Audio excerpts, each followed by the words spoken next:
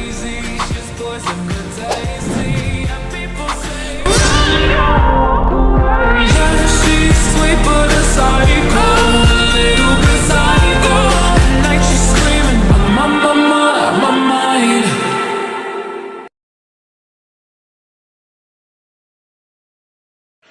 Assalamualaikum warahmatullahi wabarakatuh.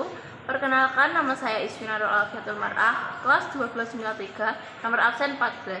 Di sini saya akan menjelaskan tentang materi limit fungsi trigonometri. Sebelum lanjut ke contoh soal, di sini saya akan menjelaskan tentang pengertian limit fungsi trigonometri. Pengertian limit fungsi trigonometri. Limit fungsi trigonometri merupakan nilai yang diperoleh dari suatu fungsi trigonometri jika variabelnya mendekati nilai tertentu. Limit tersebut juga kerap disebut dengan limit matematika.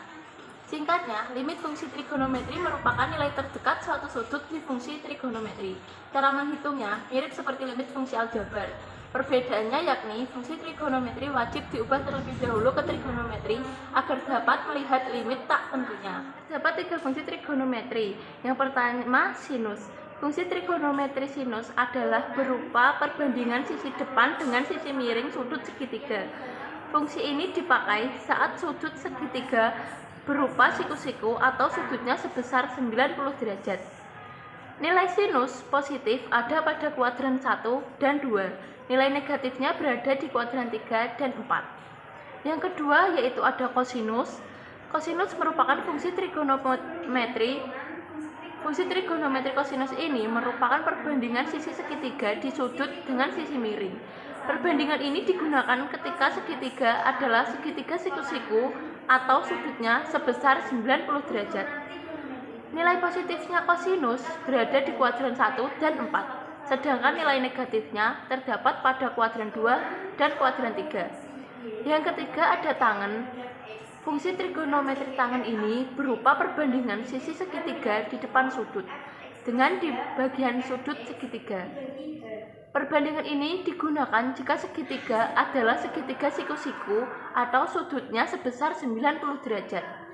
Nilai positifnya berada di kuadran 1 dan 3. Sementara nilai negatifnya ada di kuadran 2 dan kuadran 4. Rumus dasar limit fungsi trigonometri yang pertama yaitu limit x mendekati 0 sin ax per bx sama dengan a per b.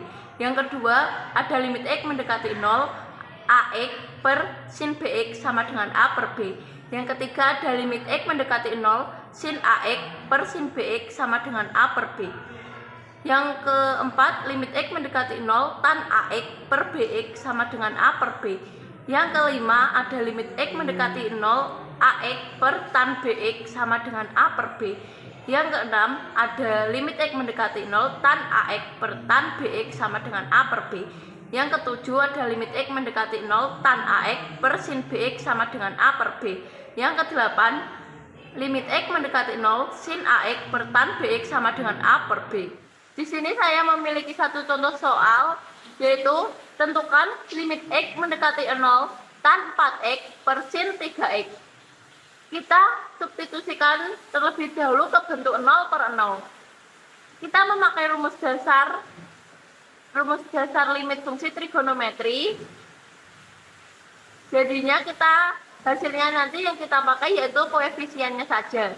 Jadi limit x mendekati 0 tan 4x per sin 3x sama dengan 4 per 3.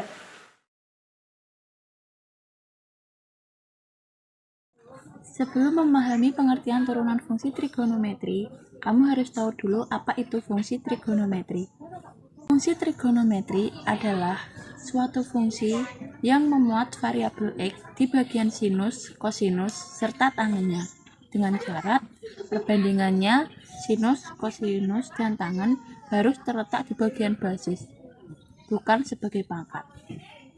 Pengertian turunan fungsi trigonometri. Trigonometri merupakan salah satu cabang mata pelajaran matematika yang berkaitan dengan sudut segitiga dan fungsi trigonometri. Sementara turunan itu artinya laju perubahan fungsi ke perubahan pengubahannya. Ada contoh soal yang pertama yaitu tentukan y aksin x dari y sama dengan min 2 cos x.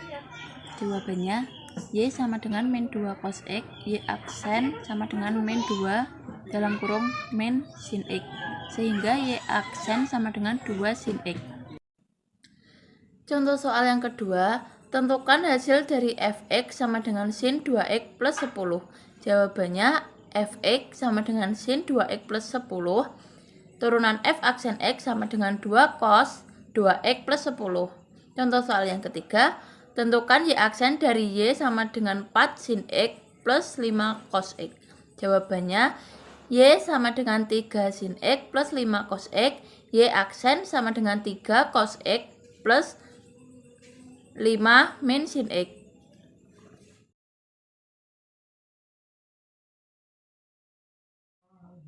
Materi yang ketiga yaitu integral fungsi trigonometri.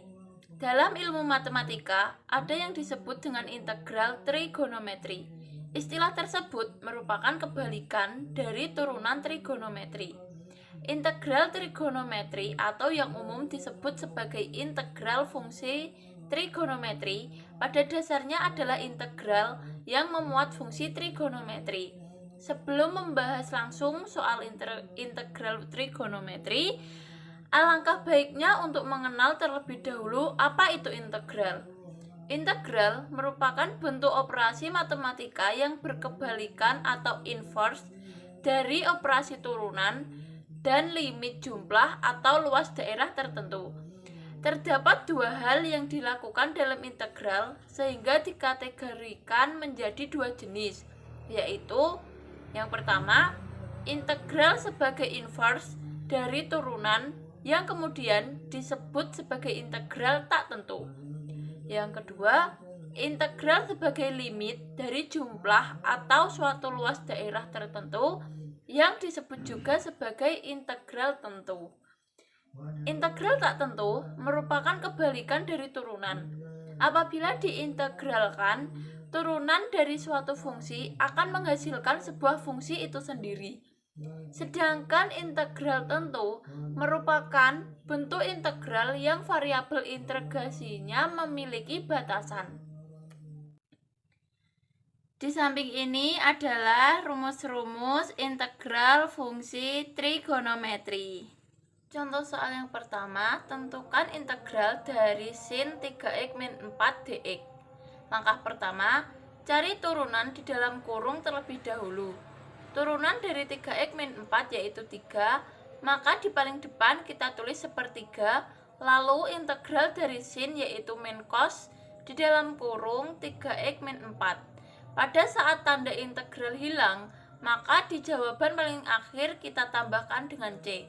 Lalu sama dengan sepertiga kali negatif, hasilnya negatif sepertiga cos 3x min 4 plus c. Jadi jawabannya yaitu negatif 1/3 cos 3x min 4 plus c. Terima kasih sudah menonton. Mohon maaf jika ada kekurangan dan kesalahan. Wassalamualaikum warahmatullahi wabarakatuh.